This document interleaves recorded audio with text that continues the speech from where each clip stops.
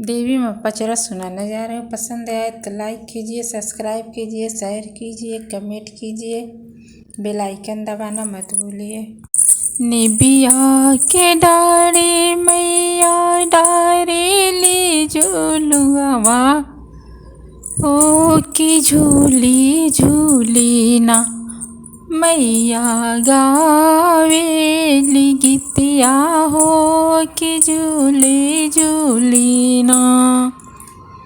झूलते झूलते भईने ठीके दुपहरिया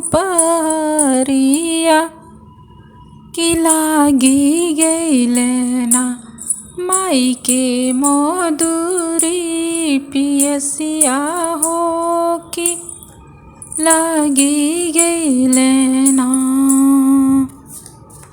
कि चली भैली ना मैया मालिनी अवसमा हो कि चली भैली ना। भीतरी बाटू की बाहरी मालिनिया की बुने के मोहे पनिया पियाओ मालिनी बुने के। कैसे के पानिया पियाई मोरी मैया हो कि मोरे गोदे बाटे शिव के तुहार मैया मोरे गोदे।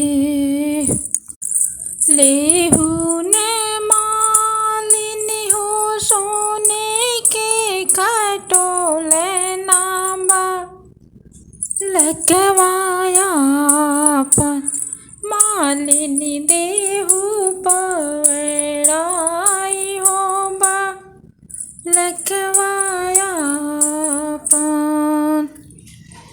सोने के खटोल ना मैया टूटी फाटी जई है हो बालकवा हमारो हे भूइया लोड़ी जई है हो से वकवा तू है रो। एक हाथी लेली मालिनी जजरता मड़ुआ की दाहिनवे हाथे हे सिंहासन पाट हो दाहिनवे हाथे।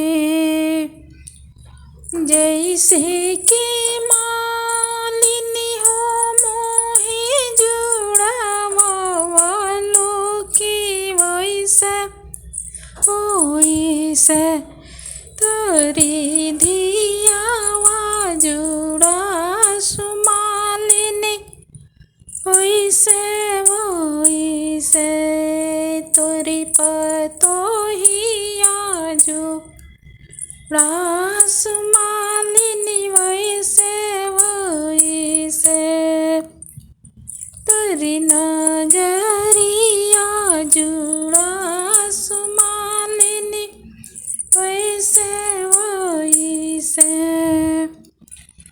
दिया बाटी ससुरे पतहिया बाटी नहीं हरे की के राके मैया दे ले आशीष हो कि के करा के।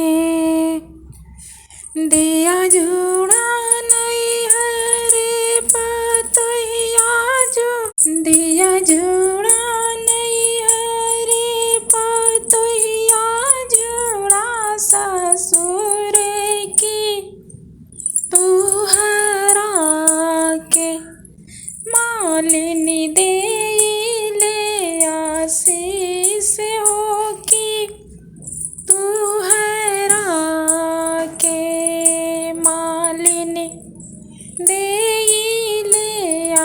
शेर